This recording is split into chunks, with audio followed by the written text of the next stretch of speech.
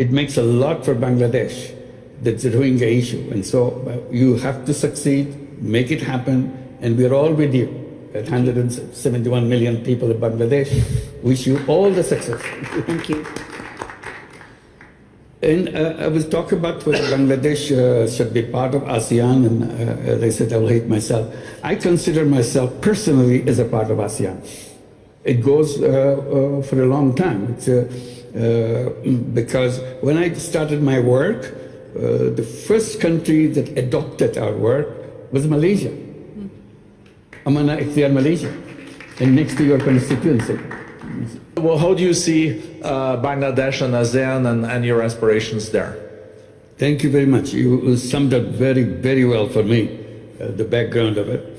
I would have hated myself sitting there and watching an ASEAN session going on here on the stage. You saved me, I'm here. So I'm very happy to be here with everybody in ASEAN. And thank you for sitting with this opportunity. And we all pray for your success, Julie Bishop. It makes a lot for Bangladesh, that's the Rohingya issue. And so you have to succeed, make it happen, and we're all with you. At 171 million people in Bangladesh, wish you all the success. Thank you. And I will talk about whether Bangladesh should be part of ASEAN, and as I said, I will hate myself. I consider myself personally as a part of ASEAN. It goes for a long time. It's, because when I started my work, the first country that adopted our work was Malaysia. Amana Ikhtiar, Malaysia, and next to your constituency. Anwar has become a very good friend since then. We've been very close, and enthusiasm that he showed in our work, as a result, is a spread. The whole idea of microcredit spread all over Malaysia. And that was the beginning of the idea of microcredit going out of Bangladesh. That's the first country. So that brought me so close to Malaysia, and it became stronger and stronger relationship with Malaysia. We feel extremely well connected together. So I don't see why we cannot be together in ASEAN. And my friend, Prime Minister Anwar, has already assured me that somehow we will become a part of ASEAN, starting with the dialogue partner, which is available, hopefully, because emotionally we're so close to make it happen. And then came Indonesia, next to Malaysia. This is the Karya Usaha Mandiri. This is a microcredit application in Indonesia. So Indonesia became very close to us, working together, village after village, island after island. So I cannot see myself distancing from Indonesia. We're so much part of Indonesia, so personally happening. And Vietnam, almost every single women leader in Vietnam came to Bangladesh to study what we are doing and bring it to Vietnam. We did our program all over Vietnam. So personally, we're already part of ASEAN. We cannot take it away from us. We have to accommodate us into ASEAN. This is something that we have to work together. So this is what we're looking forward. I'm very honored to be here along with everybody else in ASEAN speaking today. The point I wanted to raise with ASEAN is a part of ASEAN, emotional part of ASEAN. It's a wonderful group of countries moving forward, very confident steps, future looks very bright. But the question that I've been raising in Bangladesh, and I want to share it with also ASEAN countries, what kind of future that we see for ourselves as a region, as a country? Do we follow the same footsteps that the West has done as a success and same development paradigm that we have learned? And I'm always saying, no, that's not the way we should do. We should create our own way of what we see as a development, as a future of our countries and so on.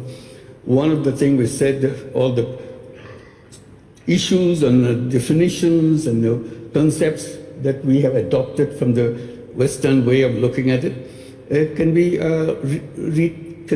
redesigned. And that's one of the things is the whole banking system, whether banking system should remain connected with the people with money.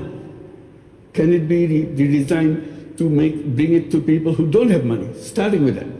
And that's what the changes in the microcredit came as a change for that, addressing that, challenging the whole banking system. Banking system has to be redesigned. And that led to us another issue which we want to share with ASEAN. As a part of ASEAN, we will have to work together to make a different kind of society that we have right now, following the same kind of old footsteps that we do. Avoid the whole wealth concentration issue completely, right from the beginning. Because otherwise, if you follow the same step, we go back to the same thing with all the concentration of wealth. It's a globally concentration of wealth is going on, and that will be a disaster for future. So how to do it differently? That's where the banking system comes, very important. Making availability of the finance to the people, and that should be part of the whole ASEAN paradigm. That this is what we do. We ensure that no matter who a person is, either a poor person, rich person, man or woman, as a human being, I'm entitled to it. I can change my own life. And that's what the kind of mission should be integrated into the ASEAN way of thinking. It's not the same thing, but we adopt many things, but we also add things.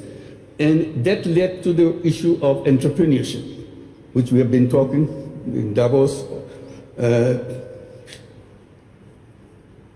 Klaus Schwab has created, and with Hilde Schwab, the Foundation for Social Entrepreneurship. So the whole idea of social entrepreneurship comes, how to create an economy based on social entrepreneurship, rather than just follow the same path of profit maximization, growth, and so on. How much growth is important, how much sharing of wealth is important, so together.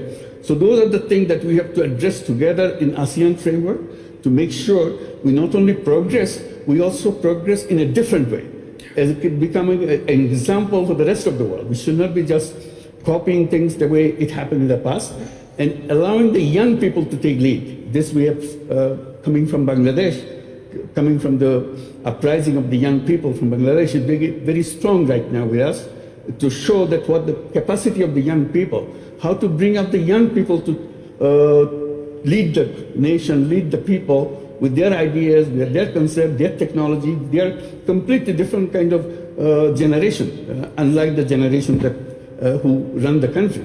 So how to make sure we adopt them, bring them forward, so that they can bring their ideas and leadership and concepts to impact on the economy and the society as it together. So those are the issues that we want to raise it, and we'll be very happy to join ASEAN. We're waiting for it very eagerly, and we want to do a job which will be something for the world to see. It's a very different kind of region which grew with a different kind of framework. Thank you very much.